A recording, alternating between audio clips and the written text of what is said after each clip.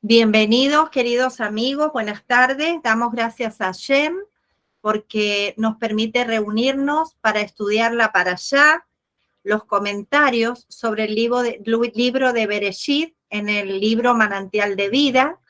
Especialmente ahora vamos a tratar la Parashat Vayehi. Bien, les voy a pedir que por favor levanten la manito cuando quieran leer la parte que corresponde, que está hacia la derecha. Yo voy a leer, como siempre, el versículo y el comentario lo leen ustedes. Y vivió Jacob en la tierra de Egipto, 47:28.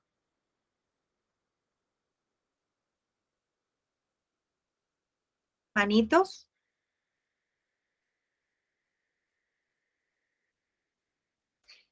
Esther. Jacob simboliza la virtud de la verdad. Darás verdad a Jacob con la virtud de la verdad. O honesta, el hombre puede transmitir por todas las épocas duras, estrechas.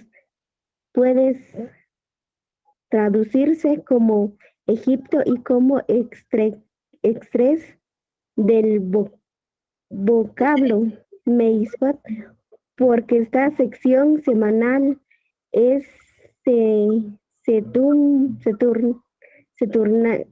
Seturmacera, pues cuando Jacob murió, los ojos de los corazones de Israel se cerraron a causa del agobio de la esclavitud. Otra explicación quiso dar a conocer a sus hijos el final del éxito y este le fue cerrado, ocultado. Rashi. Gracias. Entonces, con la virtud de la verdad honesta, el hombre puede transitar por todas las épocas duras y estrechas. Mitzrayim puede traducirse como Egipto y como estrechez también, del vocablo meitzar. Esta sección semanal es setumá, cerrada. ¿Por qué? Porque pues cuando Jacob murió, los ojos y los corazones de Israel se cerraron a causa del agobio de la esclavitud. Esto según Rashi. Y otra explicación es que Jacob quiso dar a conocer a sus hijos el final del exilio. Y este le fue cerrado, ocultado, según Rashi. Este comentario de Rashi, que con la muerte de Jacob comenzó la esclavitud agobiante y por eso la parashá es cerrada, es cuestionado por los comentaristas a causa de las palabras del Midrash, que dice que en tanto una de las tribus, sus hijos, continuaba con vida, no hubo esclavitud. Es cierto, no había subyugación física, pero la esclavitud espiritual ya había comenzado a partir de entonces. La verdad interior se había ocultado a tal grado que el corazón y los ojos no sentían ni veían más que el aspecto externo. Y en ello yace fundamentalmente la diáspora. La otra explicación, dar a conocer, o sea, que Jacob quiso dar a conocer a sus hijos el final del exilio, pero este le fue cerrado, ocultado. ¿Por qué quiso Jacob revelarles el final del exilio? Pues cuando se conoce el límite final del exilio diaspórico, este pierde su crudeza. Sin embargo, del cielo quisieron que este fuera duro, en la ignorancia de cuándo habría de acabar. Y por eso es que le fue ocultado. Y harás conmigo bondad y verdad. Por favor, no me entierres en Egipto. 47:29. La bondad que se realiza con los difuntos es la verdadera bondad, según Rashi. Gracias, Carmen. Bien, dice el Talmud, Yosef tuvo el mérito de enterrar a su padre. ¿Dónde encontramos a alguien superior a Yosef, de quien no se ocupó otro que Moshe mismo? Sotá 9b. Jacob, sin embargo, pidió no ser sepultado en Egipto ni siquiera temporariamente, sino que apenas falleciera fuese trasladado a la tierra de Israel. Así pues, esta en efecto fue una verdadera bondad, ya que los restos de Yosef sí permanecieron en Egipto, al menos por un tiempo, para que su mérito asistiera al pueblo de Israel en el momento de la partición del mar. El mar vio y huyó, dice Salmo 114:3. ¿Qué vio? El féretro de Yosef, Midrash Tanjumá 114:9. Y harás conmigo bondad y verdad. Sea esta una bondad en verdad la que harás conmigo. Por favor, no me entierres en Egipto, que ni siquiera temporariamente me dé sepultura en Egipto. Ay, perdón. Un momentito. Bien. E Israel se prosternó a la cabeza del lecho. Adelante, Deifeni.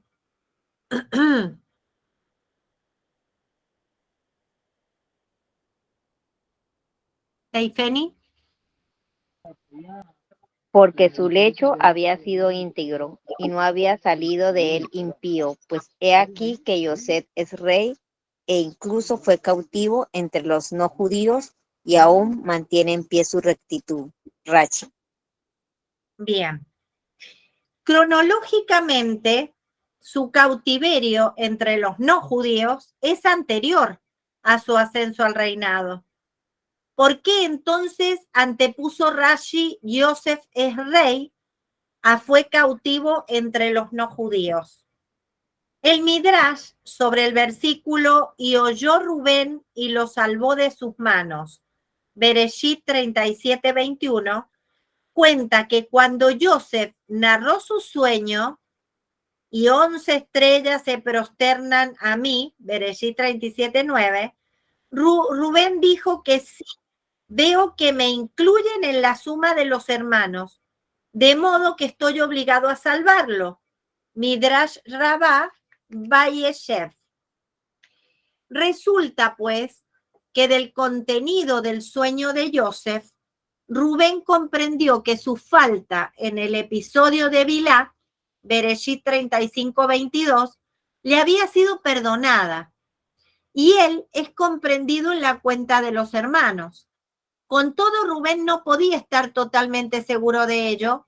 Después de todo, se trataba de un sueño, y las palabras de los sueños no suman ni restan. Talmud Gittim 52a. Pero una vez que el sueño se cumplió y Yosef se convirtió en rey, recién entonces pudo tener la certeza de que su pecado le había sido perdonado. Y esta es la intención de Rashi. Pues Yosef es rey.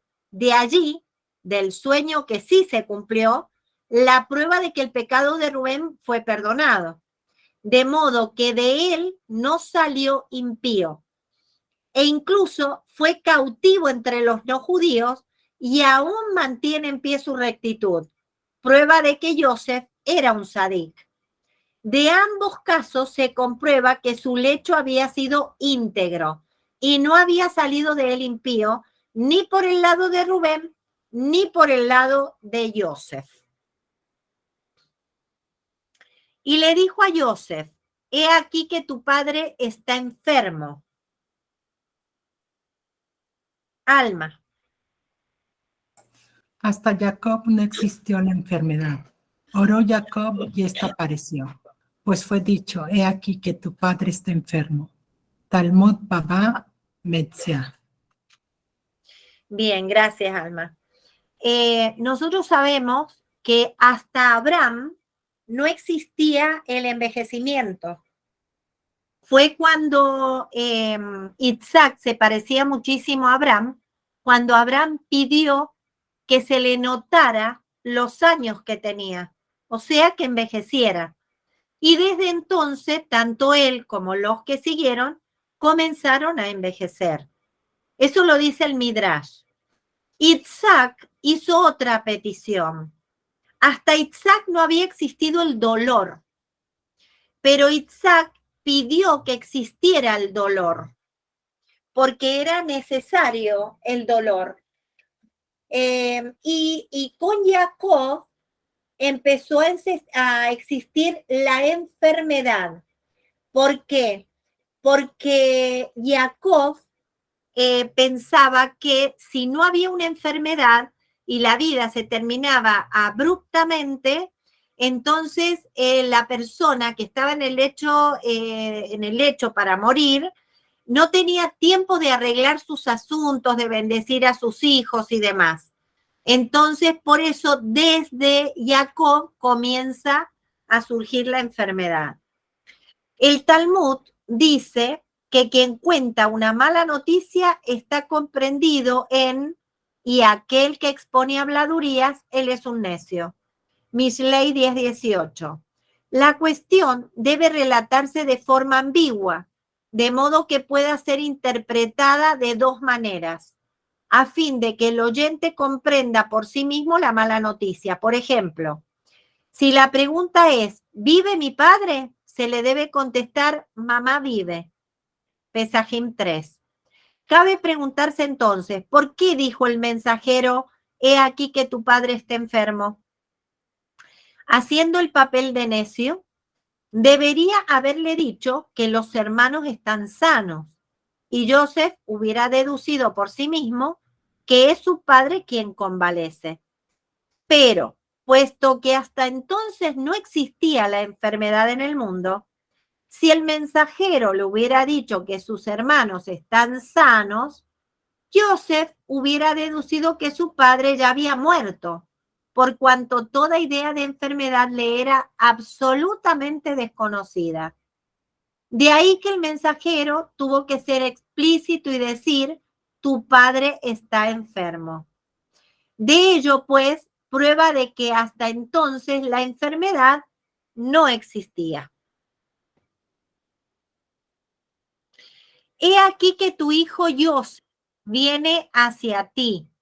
E Israel se fortaleció y se sentó sobre el lecho. 48:2, de Ifeni. Dijeron nuestros sabios, todo el que visita a un enfermo y este es su par, le quita una fracción de 60 de su enfermedad. Talmud Nedarim 39. Y Joseph era su par, pues todo lo que aconteció con Jacob sucedió también a Joseph. Rashi Berechit 37:2. Gracias. Resulta entonces que cuando Joseph se presentó con el fin de visitar a su enfermo padre, la convalecencia de este disminuyó en 1/60. Por eso es que Israel se fortaleció y se sentó sobre su lecho. Jacob tuvo fuerzas y se sentó, pues solo le habían quedado 59 partes de la enfermedad, valor que numéricamente equivale al de la palabra amitá, el lecho. Antes, en cambio, la situación fue descrita como he aquí que tu padre está enfermo. He aquí en hebreo, iné, tiene el valor numérico de 60. Nos cuenta el Midrash que Jacob se sentó, se enderezó, porque si él se hubiese quedado recostado, dice que sus bendiciones no hubiesen sido tomadas en cuenta porque lo hubieran tomado como senil. Por eso fue necesario que él se incorporara. Esto lo dice el Midrash. Y ahora ambos hijos que han nacido de ti, Efraín y Menashe, como Rubén y Shimón serán para mí. 48:5. ¿Alguien puede leer? Sí, yo. Esther. Solo y ahora esta vez, cuando ha de repartirse la tierra de Israel, primera vez, recibirás Efraín, Menashe, 2 parcelas, tal como Rubén y Shimón. Gracias. Pero en el futuro venidero recibirán entre ambos solo una parte, perdón, tal como Rashi y Tosafot lo explican en el Talmud, en el Tratado de Baba Batra, folio 122, sobre el versículo Sha'ar Yosef Ejad y Ezequiel 48:32. Mas yo, al venir de Padam Aram, me falleció Rachel. 48:7.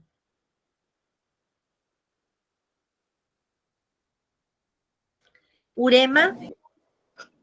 Puesto que Jacob quería advertir a Joseph de que diera fiel cumplimiento al juramento de no enterrarlo en Egipto, le recordó la muerte de Rachel, quien, de acuerdo a nuestros sabios, falleció como consecuencia de que Jacob tardara en cumplir su propia promesa.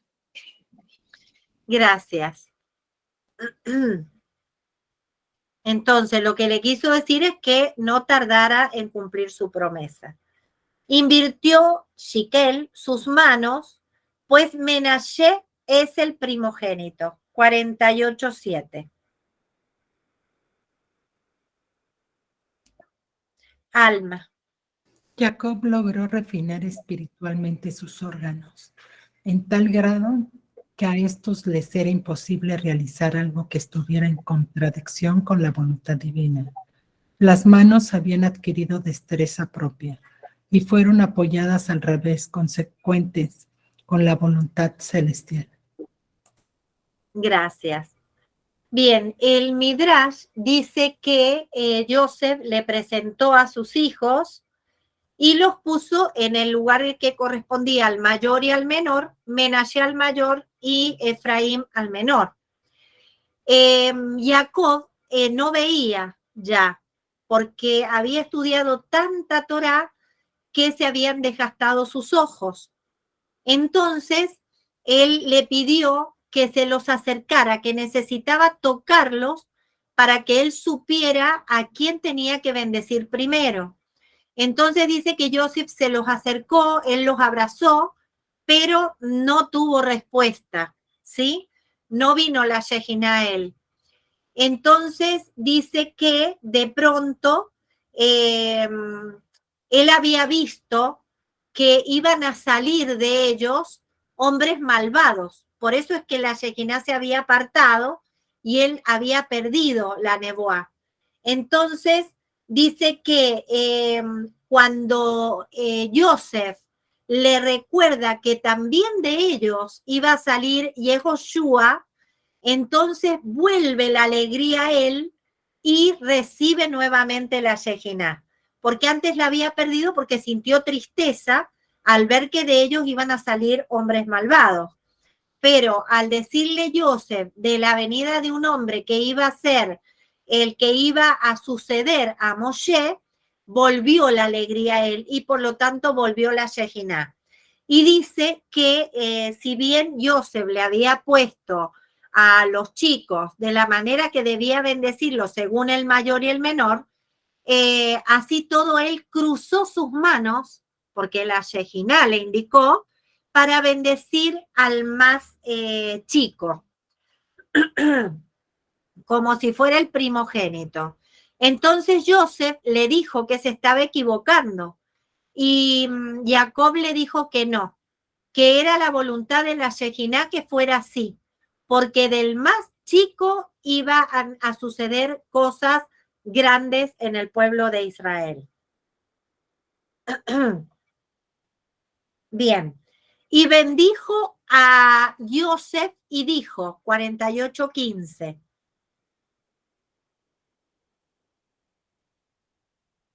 Esther. Cuando se entienden estas palabras, cuando en realidad el texto vemos que estaban bendiciendo a sus hijos y no a él. Gracias. ¿Cómo podemos entender esto? Y bendijo a Joseph y dijo, si en realidad le estaba bendiciendo a sus hijos, a Menashe y a Efraín. Pues para un padre no existe bendición mayor que el que sus hijos sean buenos y capaces. Sí, bendecirá a los muchachos y se proclamará sobre ellos mi nombre y el de mis antepasados. Bereshit 48:16. De por sí, constituye esta la mayor bendición que Joseph mismo pudiera recibir. El Señor que fue mi pastor, el ángel que me salvó.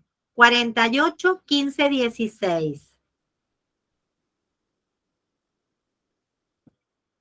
Carmen.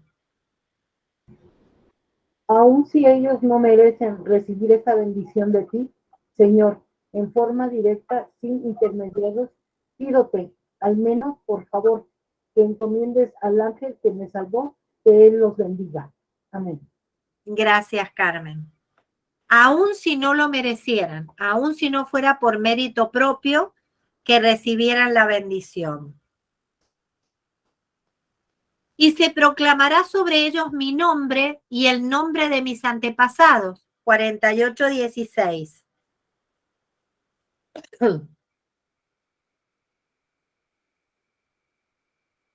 Cuando los hijos, Dios libre, transitan por la mala senda, sus padres y abuelos se ruborizan y avergüenzan cuando estos ponen a sus hijos o nietos sus nombres. Así pues, Jacob los bendijo, deseándoles que sean idóneos para llevar el nombre de sus ancestros, que no constituya vergüenza el que se diga que estos son los hijos y nietos de Abraham, Isaac y Jacob. Y como los peces han de ser multitud en el seno de la tierra, 48:16. Alma.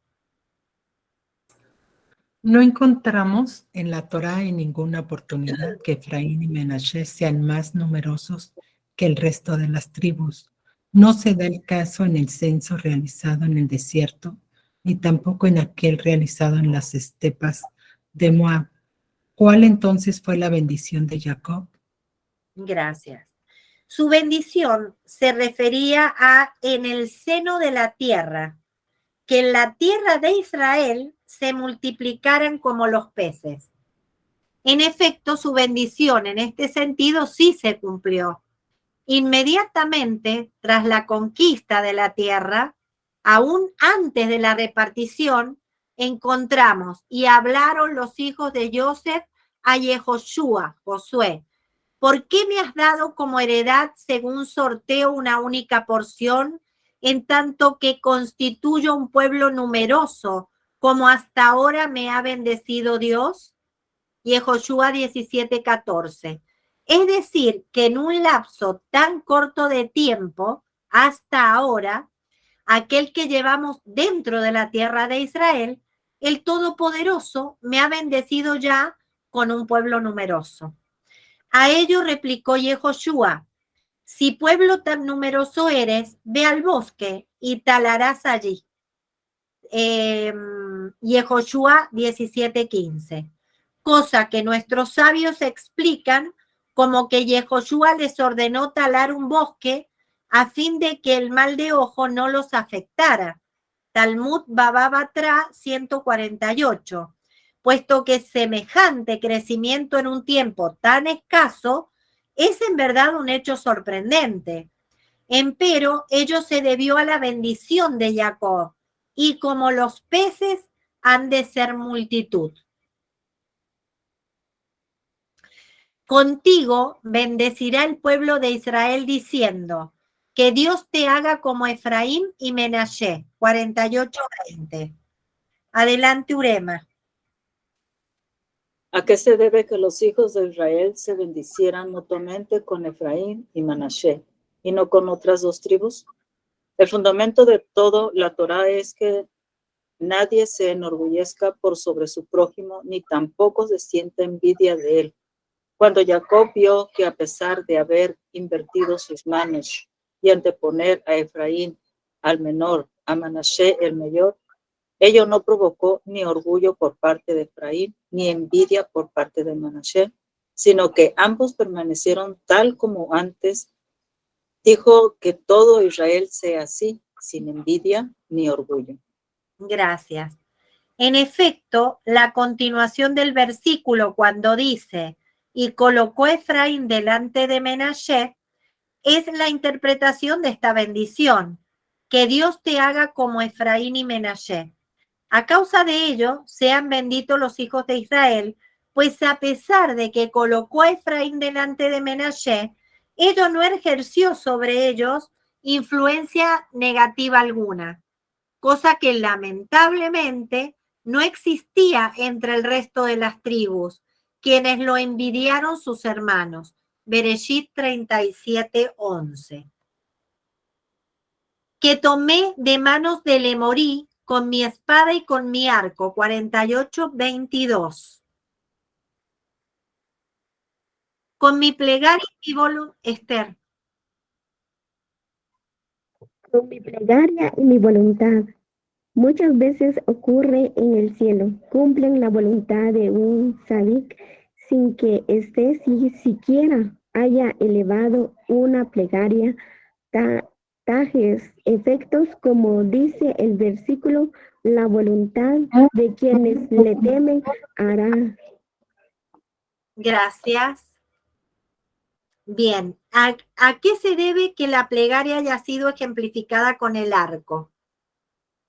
Pues tal como con el arco, cuando más se tensa la cuerda, tanto más lejos llegará la flecha. Así también ocurre con la plegaria. Cuando el hombre más se concentra en su devoción, más aún se eleva la plegaria y penetra los cielos.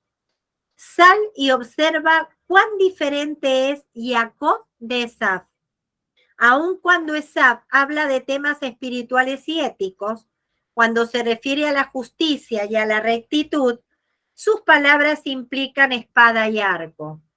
Cuando Esaf clama ante su padre e implora su bendición, Isaac le responde, por tu espada vivirás. Bereshit 27:40. Con Jacob, empero, ocurre lo contrario. Aun cuando dice mi espada y mi arco, ello significa mi plegaria y mi voluntad. Con mi espada y con mi arco, con mitzvot y buenas obras, según el Midrash. En una batalla, habitualmente primero se hace uso de los arcos para disparar a distancia sobre el enemigo y solo luego, cuando éste ha logrado aproximarse, se emplea la espada en la lucha cuerpo a cuerpo. Si en este caso la referencia hubiera sido a un arco y espada propiamente dichos, primero debería figurar arco y luego espada. Empero, al invertirse el orden en el versículo, puede deducirse de ello que en este caso se trata de una alusión a los preceptos, mitzvot, y a las buenas obras. Y la guerra es la lucha contra el mal instinto. En esa lucha, en efecto, el orden es inverso. Al comienzo, la batalla se desarrolla desde cerca para expulsar del corazón al instinto, luego de que éste se hubiera asentado allí desde el día del nacimiento.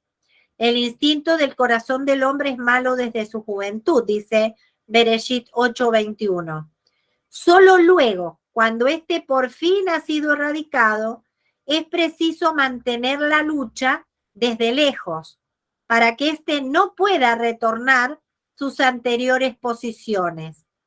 Este es el significado de con mi espada y con mi arco. la lucha contra el instinto desde cerca y desde lejos. La conduce con la ayuda de las mitzvot y las buenas obras. Reuníos y os contaré lo que habrá de ocurriros al final de los días. 49.1. Urema. El más válido consejo contra las calamidades que recaen sobre ustedes al final de los días es el siguiente. Reuníos, que todos se junten, y os contaré. En hebreo las letras Aleph, Hei, Bab, Yud pueden intercambiarse entre sí, de modo que Beanguida os contaré. Puede convertirse en Beaguda, unión, y se constituyan en núcleo unido. Será entonces cuando esta fraternidad los salvará de todo mal. Bien. Ahí continúa.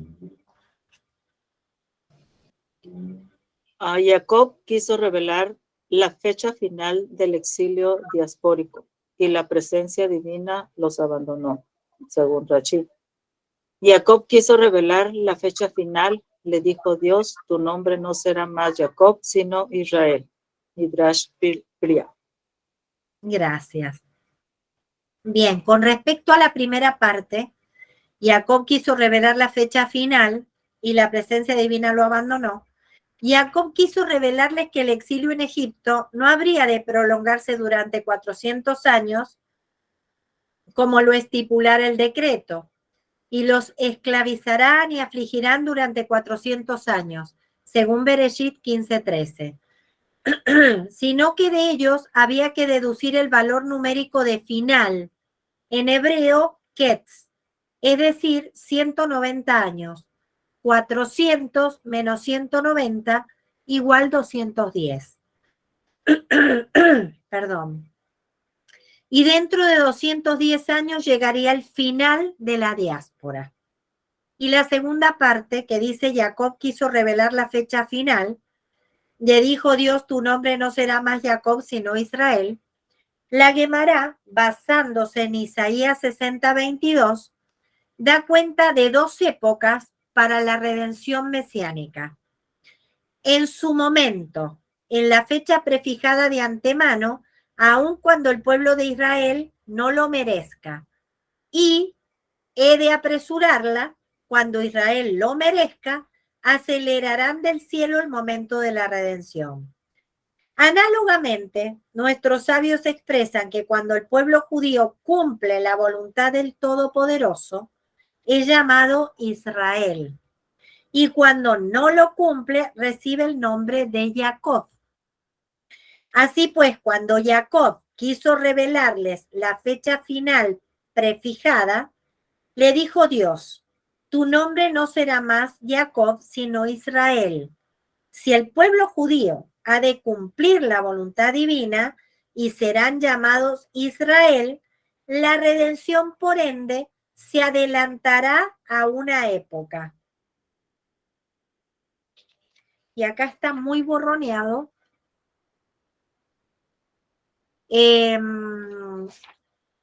No hay forma de que esta fecha sea revelada, pues puede presentarse en cualquier día.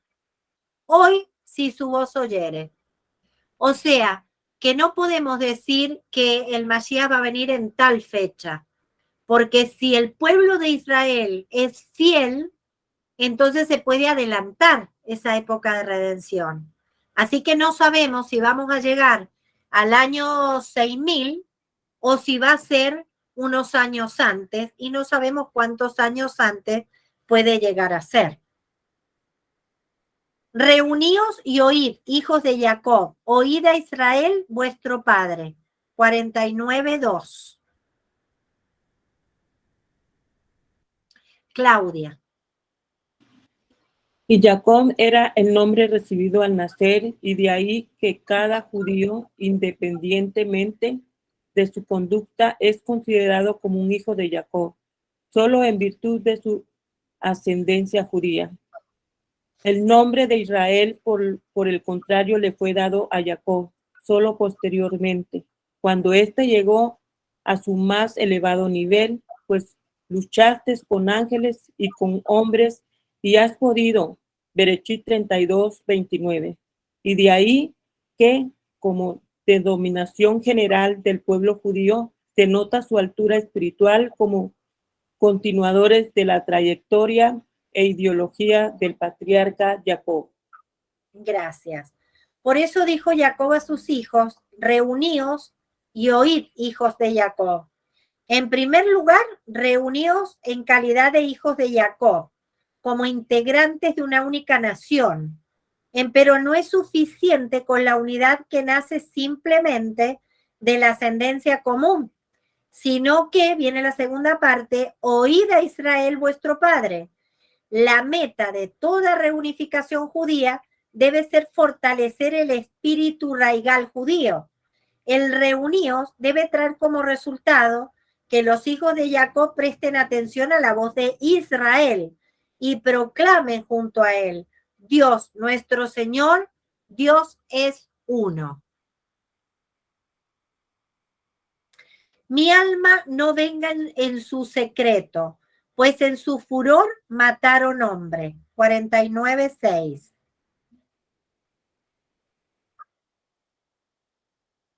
Claudia. Mi alma no venga en su secreto. Se refiere al episodio Simri, pues en su furor mataron hombre. Estos son Hamor y la gente de Cheyem, Rachi. Bueno, según Rashi, él adjudica este versículo a que se está refiriendo al episodio con Simri, cuando trajo, ¿se acuerdan que eran mujeres no judías y que tuvo relaciones en el campamento delante de todos con esa mujer? Y que después fue muerto por Pinjas. Pues en su furor mataron hombres, se está refiriendo cuando Shimón y Leví fueron y mataron a Hamor y a todo el pueblo de Shechem, cuando había violado el hijo de Hamor a Diná, y ellos hicieron que se circuncidaran y aprovecharon el tercer día de la circuncisión para ir y matarlos en su debilidad. Bueno, es sabido que aquellos preceptos que también provocan la satisfacción física son difíciles de concretar solo en virtud del mandato divino, en mayor medida aún que aquellos en los cuales el cuerpo carece de goce alguno. Es más fácil ayunar y dar caridad con fines netamente espirituales que cumplir el precepto de satisfacción sabática, Onek Shabbat, con comidas y bebidas solo porque así lo decretó el cielo.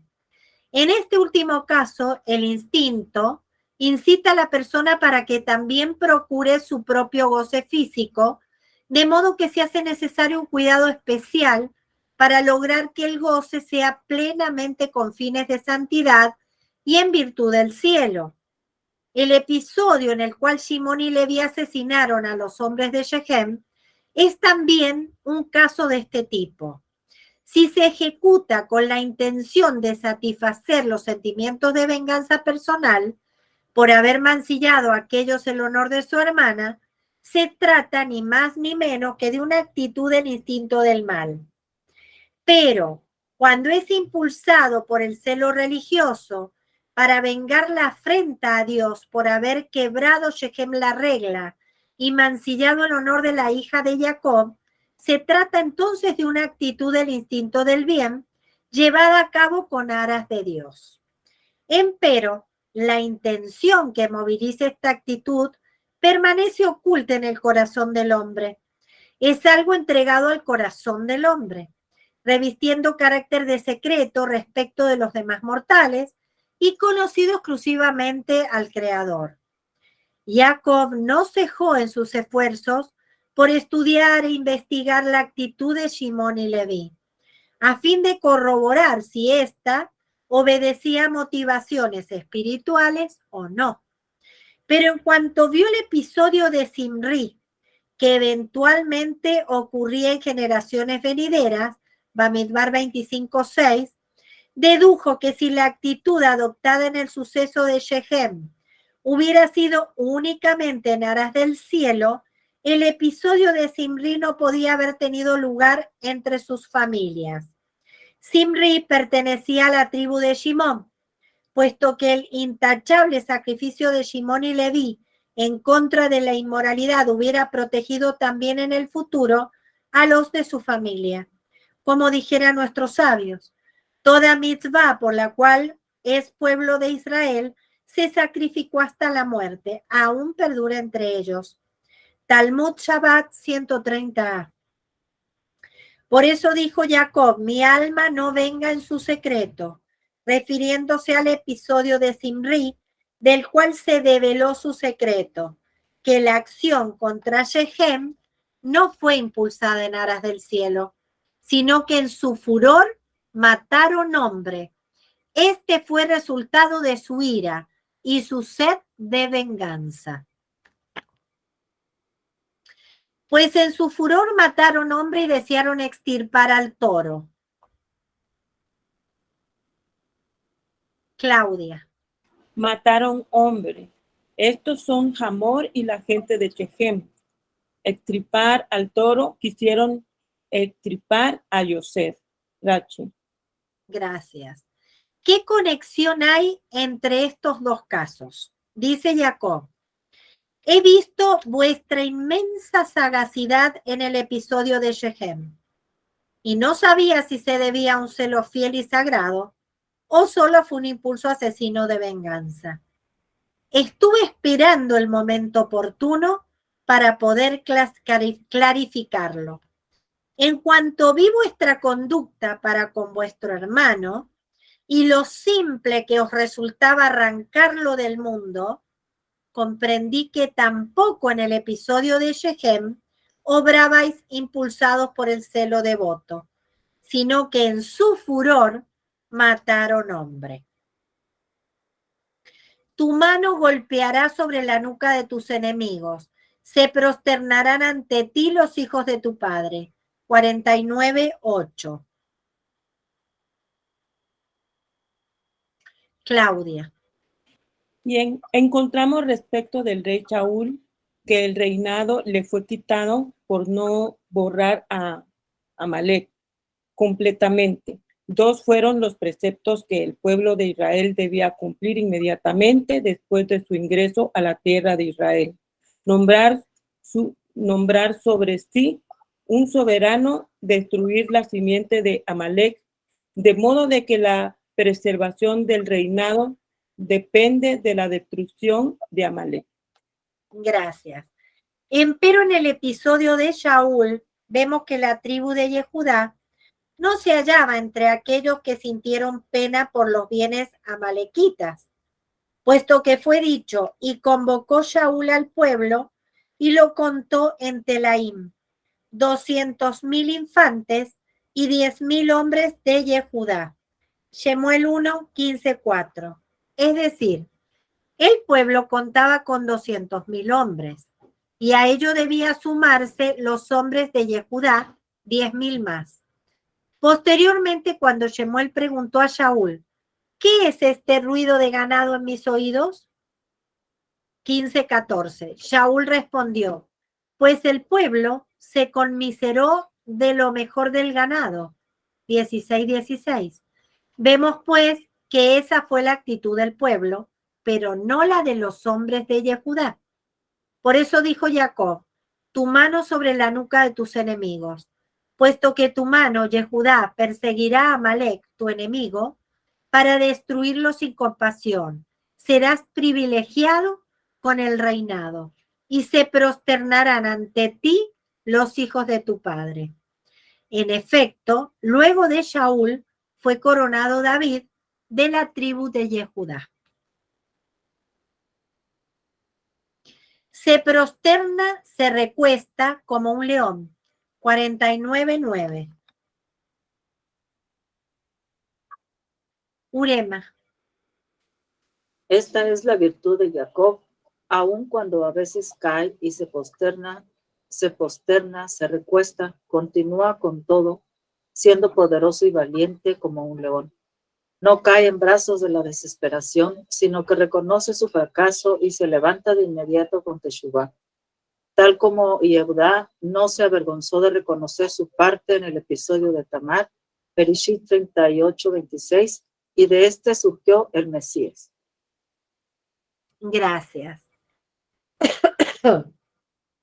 Bueno, esto está específico, claro. No se apartará el gobierno, literalmente la vara, de Yehudá, ni legislador de entre sus piernas. 49:10. Carmen. Cuando los judíos son perseguidos en el exilio diaspórico y son sometidos a todo tipo de decretos, es precisamente entonces cuando más se concentran en su vida espiritual. Fundan Talmudei Torah, escuelas de Torah para niños, Leishivot, academias talmúdicas, Batei Kenes y Batei Jajamín, eruditos y rabinos, legisladores del pueblo de Israel. Amén. Amén. Esa era la intención del versículo. No se apartará la vara de Yehudá. En épocas en que la vara del opresor no se aparta de las espaldas de Yehudá, entonces legisladores de entre sus piernas, se intensificará en él el estudio de la Torá. Y él hace surgir de su medio a los mejores legisladores, sus eruditos y codificadores. Nachmanides explica con ello la causa de que el reinado de la casa de los Hashmonaim, que pertenecían a la tribu de Leví, ya que eran Kohanim, no prosperase y no quedase nadie de ellos, aun cuando santificaron el nombre de Dios, pues transgredieron las bendiciones de Jacob. No se apartará el gobierno de Yehudá, que el reinado de Israel le corresponde solo a la tribu de Yehudá, tomándolo ellos para sí. Al respecto dijo Rabbi Simcha Lis de Kelm: si tal castigo recae sobre quien transgrede las bendiciones de Jacob, aun cuando santifica el nombre de Dios, ¿hasta dónde llega el castigo de aquel que transgrede las bendiciones de Dios? Y cuánto más las maldiciones de Dios. Y cuánto más aún si no santifica el nombre de Dios, sino que lo profana. Entonces, fíjense que en el exilio, los judíos fundan Talmudei Torah, que son las escuelas de Torah para niños, Yeshivot, que son las academias talmúdicas, Batei Knesset y Batei Midrash, de los cuales surgen los electos grandes de la Torá, y los Talmidei Jajamim, eruditos y rabinos, legisladores del pueblo de Israel. O sea, no se dan por vencidos, sino que intensifican en el estudio de Torá. Isahar, burro de carga, 49:14.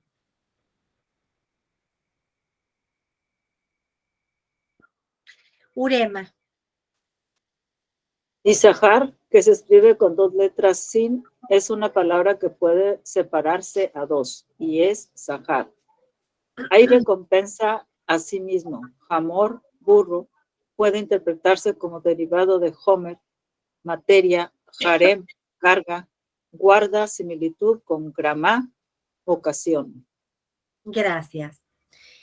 Y en este sentido interpreta el versículo el al-Sheikh de la siguiente manera: y es Shahar el que las buenas obras del hombre en este mundo merezcan recompensa, se debe a que Hamor Garem, su materialismo, que lo atrae al mal, provoca que cuando él lo supera y hace el bien, sea recompensado.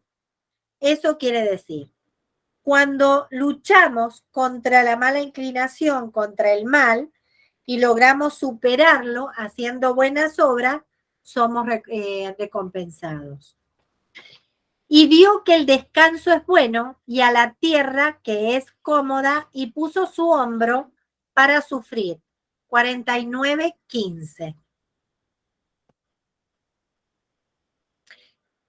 Esther. Y vio que el descanso es bueno cuando merece el hombre la verdadera apacibilidad, cuando puso su hombro para sufrir, cuando se predispone para soportar todo. Si el hombre es paciente, logra el legítimo descanso. Gracias. Bien, es conocido el refrán del sabio: si no quieres sufrir, sufre y no sufrirás más. Es decir, si tu deseo es no sufrir, acepta todo con amor y resignación, pues caso contrario, sufrirás más. Y vio que el descanso es bueno. ¿Cuándo merece el hombre la verdadera apacibilidad? Cuando y puso su hombro para sufrir, cuando se predispone para soportarlo todo. Si el hombre es paciente, logra el legítimo descanso. Es lo que hablamos durante la lectura del libro Las puertas de la gratitud en la mañana, que si nosotros aceptamos todo con amor, aun aquello que nos hace sufrir, entonces las cosas se empiezan a resolver.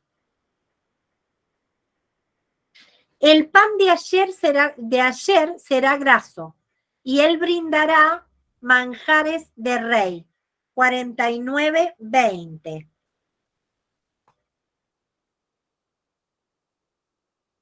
De ayer, Claudia. De Acher, cada judío aprenderá la lección de Acher. El pan será graso. Él encontraba los manjares más deliciosos un simple trozo de pan. Sin embargo, él brindará cuando de obras de caridad se trata, manjares de rey, Dios, lo más refinado alimento. Gracias. Esa debe ser la conducta de cada judío, de nosotros también. Para consigo debe llevar una vida simple y austera, en tanto que para fines de caridad debe entregar de lo mejor y más selecto. Nosotros sabemos, por lo que nos han contado los rabanim, que, por ejemplo, cuando uno va a regalar ropa, debiera regalar ropa nueva, no usada. Y cuando uno va a dar de comer, debiera dar una comida completa. Y siempre, por supuesto, con buena cara, de buena gana, en una palabra. Hijo con gracia es Joseph, hijo con gracia para quien ponga sobre él el ojo. Las hijas marcharon sobre la muralla para verlo. 49:22. Carmen. Nuestros sabios dijeron que debido a que Joseph santificó sus ojos, tuvo el mérito de que en el tabernáculo de Shiloh y en su territorio fuera permitido comer de los sacrificios de santidad inferior. Kodashim Kalim, en los alrededores del santuario, hasta donde se alzará la vista. Amén. Gracias. Por el contrario, en el templo de Jerusalén estaba permitido comer de los Kodashim Kalim solo dentro de las murallas de Jerusalén. Perdón. Y a ello alude el versículo: hijo con gracia para quien ponga sobre él el ojo. En el caso de Joseph, la santidad alcanzó tal expansión hasta donde llegaba la vista. Mas las hijas marcharon sobre la muralla. En el caso de las demás tribus, la santidad solo alcanzó hasta la muralla.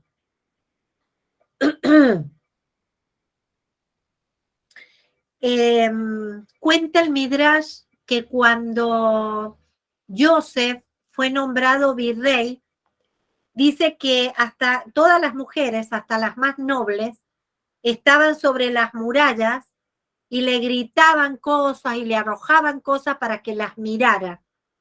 Y él no levantó su vista para mirar a ninguna en ningún momento. Fue totalmente fiel. A cada cual según su bendición bendijo. 49:28.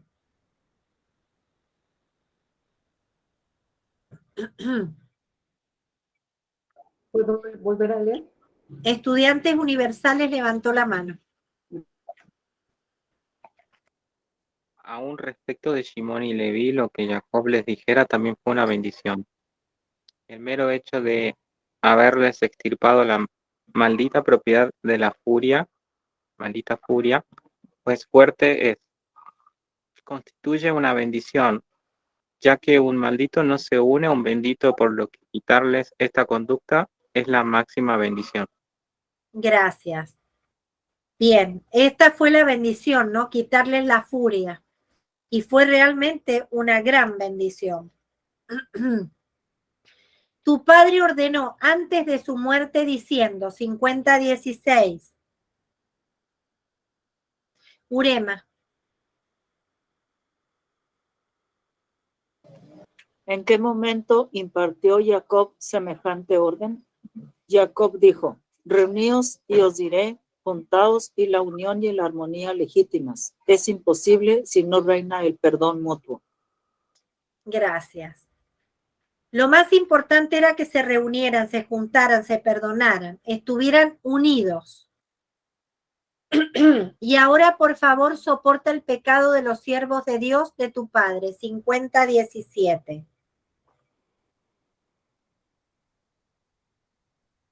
Esther.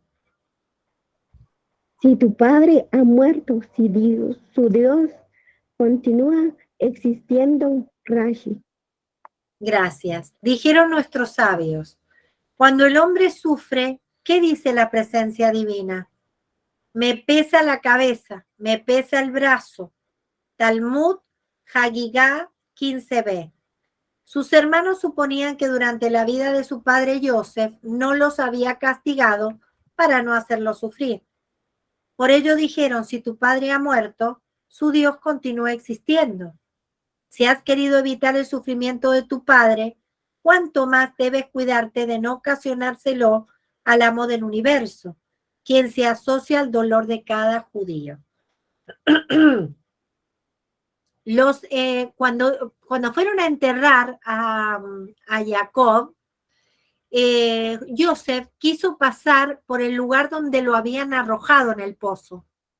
Entonces, cuando sus hermanos lo vieron, sintieron temor y dijeron, se está acordando de todo lo que le hicimos, y debe sentir odio por nosotros. Entonces, se acercaron a él para ver qué es lo que pasaba, y Joseph los apaciguó, los calmó, y les dijo que no era eso lo que él estaba haciendo, sino que él estaba dando una bendición. Él no guardaba rencor para nada con sus hermanos. Todo en él era rectitud y pureza. Pero los hermanos siempre tenían la duda. Ahora que no estaba el padre, entonces, ¿qué iba a pasar? Porque antes quizás no les había hecho nada por amor al padre, pero ahora que no estaba el padre, estaban ellos solos, ellos sentían que podía llegar a tomar represalias contra ellos. Pero no era esa la intención de Joseph. En lugar de Dios estoy, ustedes pensaron mal para mí, Dios lo pensó para bien. 50:20.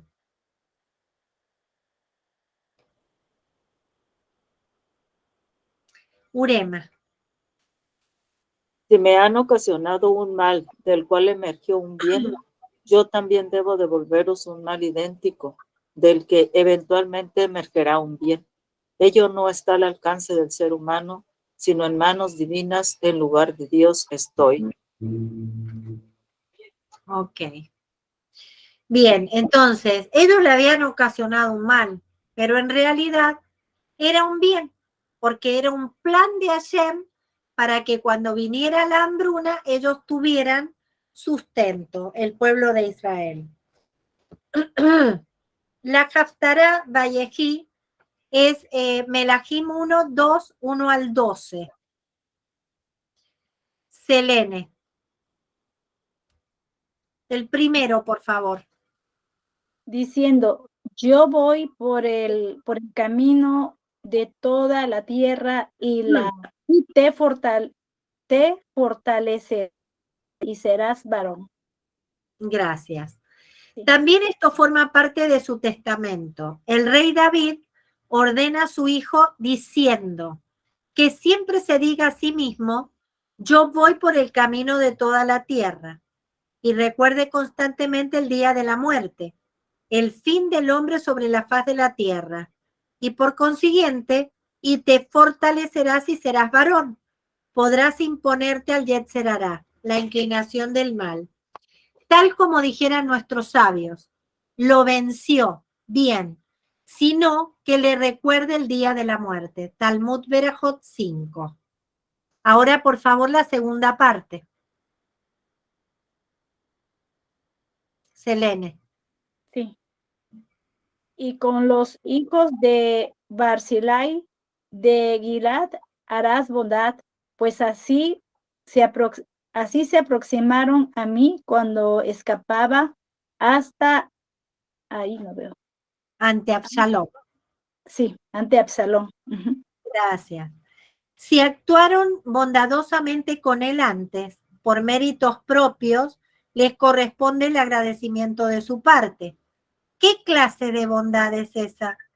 La halajá, ley judía, establece que cuando alguien va de un lugar a otro, aun cuando en su propio hogar sea rico, si en el camino precisa alimento, puede tomar leket, shijejá y peá, tal como el pobre, y está exento de pagar siquiera cuando regrese a su hogar, pues en aquel momento era pobre, y lo que se le dio forma parte de la caridad.